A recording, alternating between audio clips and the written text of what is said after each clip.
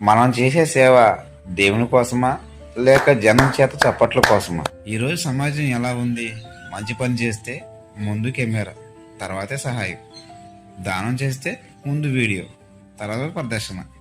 చర్చిలో సేవ ఏమైనా చేస్తే జనాల దృష్టిలో చప్పట్లు రావాలి. దేవుని కోసం అయితే కాదు, దేవుని మాట వరకు అయితే కాదు. నన్ను గుర్తించాలి, నన్ను పొగడాలి, నాకు చప్పట్లు రావాలి. ఇలా ఉంది నేటి సమాజం. దీన్ని ధర్మం అంటారా లేదా ప్రదర్శన అంటారా? యేసయ్య ఏమన్నాడు? నీ కుడి చేయి చేసినది నీ ఎడమ చేతికి కూడా తెలియకూడదు అని. కానీ ఈ రోజు సమాజం కేవలం జనాల మెప్పు కోసం మాత్రమే చేస్తుంది. ఈరోజు యావత్ క్రైస్తవం ఈ విషయం ఒకటి తెలుసుకోవాలి. క్రైస్తవులం అంటాం, కానీ క్రీస్తు మాట మర్చిపోయాం. దేవుడు చూడడం ముఖ్యం, మనుషులు చూడడం కాదు.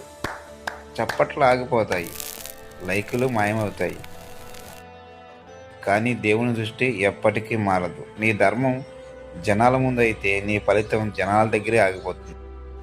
నీ ధర్మం దేవుని ముందు అయితే నీ ఆశీర్వాదం ఆకాశం నుండి వస్తుంది. నువ్వు ఎవరి కోసం చేస్తున్నావు? దేవుని ఆశీర్వాదం కోసమా లేదా జనాల చప్పట్ల కోసమా?